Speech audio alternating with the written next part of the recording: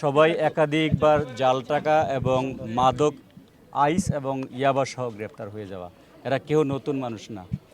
লিয়াকত হোসেন জাকির আমার জানা মতে বাংলাদেশের সবচেয়ে কুখ্যাত জাল টাকা এবং জাল রুপির তৈরিকারক।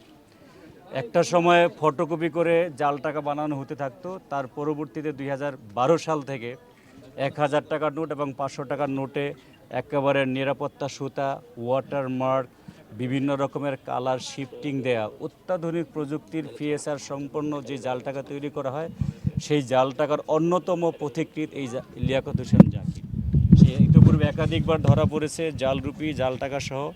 আমরা অনেক দিন ধরে খবর পাচ্ছিলাম যে ঢাকা মহানগর গোয়েন্দা পুলিশ বা পুলিশের চোখ এড়ানোর জন্য সে বাংলাদেশের দূরবর্তী জেলা বাগেরহাট, খুলনা ওই সমস্ত অঞ্চলে কারখানা স্থাপন করে জাল টাকা বানাচ্ছিল। একাধিকবার আমাদের ঢাকা মহানগরের অনেক অফিসাররাই অভিযান চালিয়েছে তাকে গ্রেপ্তার করে, সে প্রযুক্তি থেকে বিচ্ছিন্ন থাকে। তো আমরা আমাদের লালবাগ জোনাল টিমের এডিসি কামালের নেতৃত্বে গত রোজার ঈদের আগেও তাকে ধরার জন্য চেষ্টা করা হয়েছিল। আমরা রিটেইলিং পর্যায়ে এক মহিলা এক পুরুষকে গ্রেপ্তার করতে পেরেছিলাম, সেখান থেকে অনেকখানি তথ্য পাওয়া গেছে। এখন আমরা বসুন্ধরা থেকে এক শিক্ষিত মহিলা যার ছেলেপেলেরা প্রাইভেট ইউনিভার্সিটিতে এবং ইংলিশ মিডিয়াম স্কুলে পড়ে, উনি জেলখানাতে এদের সাথে পরিচিত হয়েছে ইয়াবার মামলাতে চালান হওয়ার পরে। এখন সে ঈদ উপলক্ষে অনেক দিন ধরে তাদের কাছ থেকে জাল টাকা কিনতে যাচ্ছিল, তাকে ট্র্যাক ডাউন করে করে করে করে আমরা এদেরকে গ্রেপ্তার করলাম। আপনারা দেখেছেন এখানে জাল টাকা তৈরি করার জন্য সকল রকমের উপকরণ আছে, নিরাপত্তা সুতা, বঙ্গবন্ধুর প্রতিকৃতির জলসাপ থেকে শুরু করে সব এখানে আছে। এবং আমরা তৈরি করা প্রায় 1.5 কোটি জাল টাকা পেয়েছি, যার মধ্যে 200 টাকার নোট, 500 টাকার নোট, 1000 টাকার নোট থাকছে। আগে আমরা জানতাম 500 টাকা বা 1000 টাকার নোটকে জাল করা হয়, এই জন্য এখন মানুষরা 500 টাকা 1000 টাকার নোট নেওয়ার সময় নানাভাবে নাড়াচাড়া করে অথবা সেগুলিকে পরীক্ষা নিরীক্ষা করে, সেই জন্য তারা এখন 100 টাকার নোট এবং 200 টাকার নোটকেও তৈরি করা শুরু করেছে, যেটা অত্যন্ত ভয়ানক। এবং সুতরাং মানুষকে অনেক বেশি সতর্ক হতে হবে। তারা পরীক্ষামূলকভাবে জাল রুপিও তৈরি করার চেষ্টা করেছে, যেগুলিকে তারা সীমান্ত দিয়ে পার্শ্ববর্তী দেশের পাচার করার চেষ্টা করত। তো আমরা বাংলাদেশ কখনই জঙ্গিবাদ বা এরকম জাল মুদ্রার কোনো নিরাপদ আবাসস্থল হবে না, এটা সেফ হেভেন না, এটা আমরা বলতে পারি। সুতরাং তারা যেই জায়গাতে থেকেই এরকম অপচেষ্টা চালাবে, ঢাকা মহানগর গোয়েন্দা পুলিশ, বাংলাদেশ পুলিশ, আমরা সচেতনভাবে তাদেরকে গ্রেপ্তার করার জন্য এবং সমুদায় আলামত উদ্ধার করার জন্য চেষ্টা চালাই। তো আমরা অনুরোধ করি এই সমস্ত জিনিস দেখেও এই টাকা পয়সার যারা কাস্টোডিয়ান বাংলাদেশ ব্যাংক, তাদের আরেকটু আন্তরিক হওয়া উচিত। 6 টাকা 9 টাকার একটা মেশিন দিয়ে দায়িত্ব শেষ হয়ে যায় না, সারা বছর ধরেই এইটাকে ধরার জন্য গোয়েন্দা তৎপরতা চালাতে হয়, নানা রকমের মত বিনিময় হয়। ওনারা আরও আন্তরিক হবেন, তাহলে আমরা উৎসাহিত হতে পারি এই কাজগুলো করার জন্য। তা আমরা এদেরকে রিমান্ডে নিয়ে আরও জিজ্ঞাসাবাদ করব, এরা কতগুলো তৈরি করেছিল। যেমন ওনারা এক ভদ্রমহিলার কাছে 50টা বান্ডেল প্রায় 50 লক্ষ টাকা দিয়েছে মাত্র 15 দিন আগে।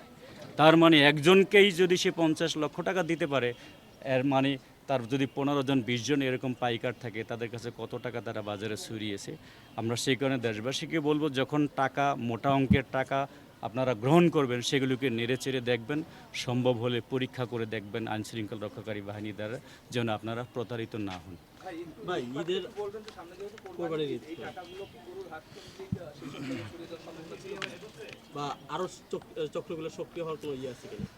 বাংলাদেশে জাল টাকার অনেকগুলো চক্র ছিল এক সময়, কিন্তু সাম্প্রতিককালে অনেকগুলো ধরা পড়েছে। জাল টাকার সামগ্রীর দাম অনেক বেড়ে গেছে, আমরা অনেক তৎপর, সেই কারণে অনেকেই নিবৃত্ত থেকেছে। কিন্তু সে একসাটিয়া বাজারটা নিয়ন্ত্রণ করতো, তার কোয়ালিটি ভালো।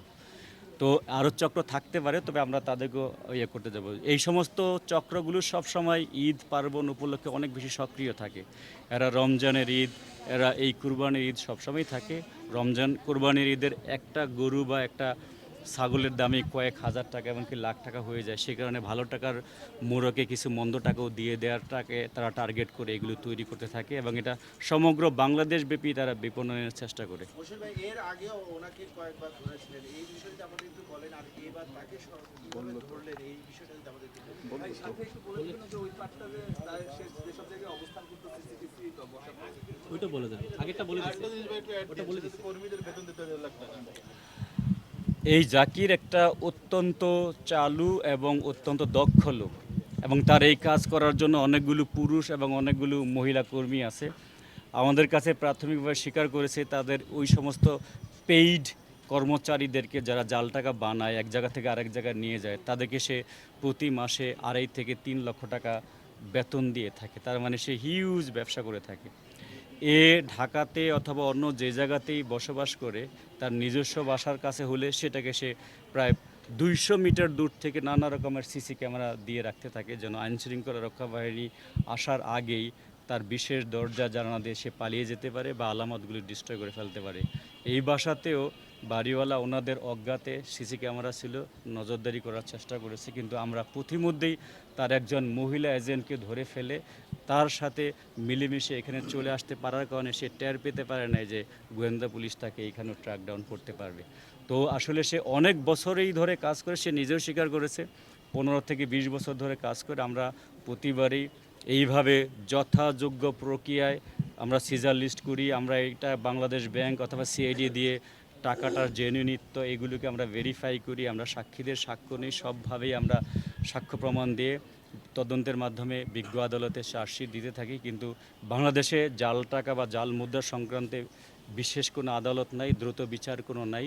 সেই কারণে এই মামলাগুলোর জন্য দ্রুত কোনো বিচার না হয়ে লম্বা প্রক্রিয়ায় হয়, এবং এই লম্বা প্রক্রিয়ায় 10 বছর 12 বছর ধরে যে তারা জেলখানাতে থাকবে এমনটা না। একটা পর্যায়ে তারা জামিন নেয়, জামিন নিয়ে তারা আবারও সেই একই ব্যবসায় নিয়োজিত হয় বলে এদের ভিতরে কোনো সংশোধন হয় না। মুশারফ ভাই, আপনি ধরেছেন সেটা যদি একটু বলতেন। আমরা ঢাকা মহানগর গোয়েন্দা পুলিশ তাকে এর আগে বিভিন্ন বিভাগ একে আরও 4 বার গ্রেপ্তার করেছি।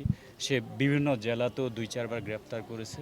তার মানে সে প্রায় অর্ধ ডজনবার গ্রেপ্তার হওয়ার পরেও এই ব্যবসাটাকে আরও নতুন উৎকর্ষতার সাথে সাথে সে চালাচ্ছে।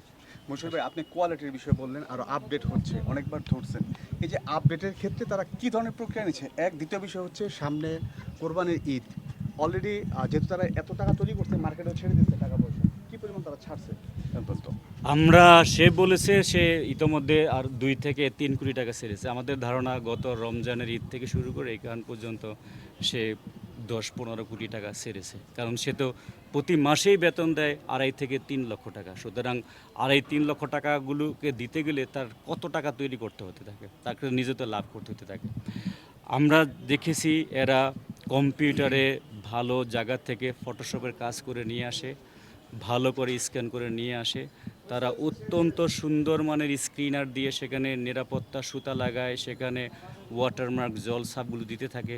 সব কিছু মিলে ইউটিউব দেখে দেখে এবং অনেকগুলো ডিপ্লোমা ইঞ্জিনিয়ার তাদের কাছ থেকে দিয়ে দিয়ে প্রতি সময় কালারের পারফেকশন, এর বিভিন্ন অ্যালাইনমেন্টের পারফেকশন সমস্ত কিছুই করে থাকে। সে আমাদের কাছে বলেছে নর্মাল বৈধ কাগজ, বৈধ কম্পিউটার, বৈধ প্রিন্টার, বৈধ কালি এগুলোকে দিয়েই, সব স্বাভাবিক জিনিসগুলো দিয়েই তারা অস্বাভাবিক একটা অবৈধ জিনিস তৈরি করে ফেলে। সেটা কখনো জাল টাকা, সেটা কখনো জাল রুপি হয়। তা আমরা